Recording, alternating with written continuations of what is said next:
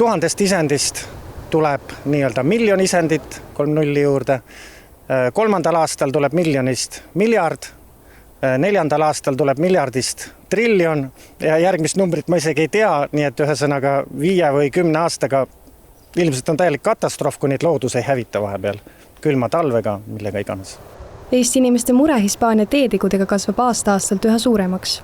Kui veel 10 aastat tagasi olid seda sorti nälkjad enamus eestlastele tundmatud, siis tänaseks on nendega laias laastus kaetud terve vabariik. Üks nendest aiaomanikest, kes tigudega võitleb, on Hilla Rukke. Suurem probleem siis hakkas umbes 5 aastat tagasi. Ja siis ütleme, et eelmine aasta me korjasime neid ikka pea iga päev siin, käisime väljas 3, 4 ja leidsime neid ikka sadadega. Et eelmise aasta me neid korjasime, hävitasime peaaegu iga päev. Ja tegelikult, kui nüüd aus olla, siis see aasta me oleme natukene loobunud, et tundub selline ebavõrdne võitlus, et ei jaksa.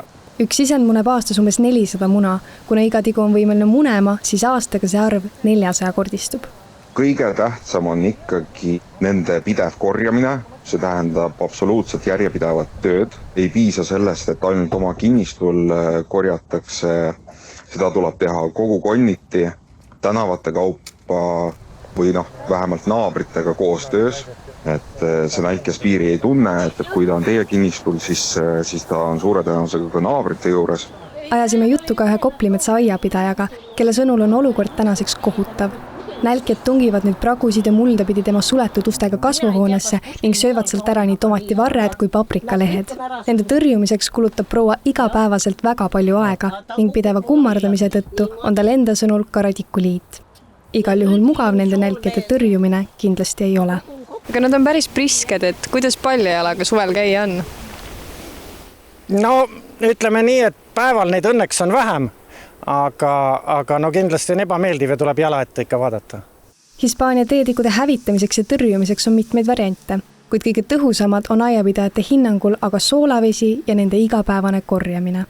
Oluline on see isend surmata. Nüüd meetodeid, mida inimesed kasutavad, on erinevad. Keegi lõikab neid pooleks, keegi astub, keegi paneb sool vette. Aga nende hävitamise puhul on kõige olulisem see, et nad peavad olema surmatud, need koguda kokku ja siis suunata edasi segaolmejäätmesse. Et väiksemate koguste puhul neid võib ka enda kompostis utiliseerida.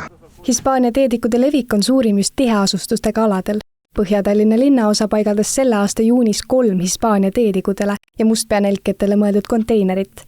Viimaste nädalatega on tallinlased konteinereid ohtralt täitnud. Alates 8. juunist oleme juba kokku korjanud üle 200 kilogrammi, ehk siis üle 30 kilogrammi nädalas. Ja mida siis nendesse konteineritesse täpsemalt panna tohib? Sinna tohib panna ainult lustiaania teetikusid ning mustpeanelkjaid, ja mis peaksid olema siis kottides ja kotid seotud kinni. Ja muud prügi sinna panna ei tohi. Kui meie konteinerit vaatamas käisime, oli seda äsja tühjendatud ja sisu viidud krematooriumisse. Et tigude vastu paremini võidelda, palub Keskkonnaamet märkida leitud isendit teokaardile ning teha pidevat tõrjetööd koos naabritega. Tulevikus ei saa garanteerida, et meist lõplikult lahti saame, eks ole, aga kui kogukonnad hakkavad koos tööd tegema ja seda arvukust ikkagi piirama, siis on lootus see, et me saame selle arvukuse võimalikult tagasi tõmmata ja loodame veel ka selle peale, et mõni kohalik liik õpib neid siis toiduks tarbima.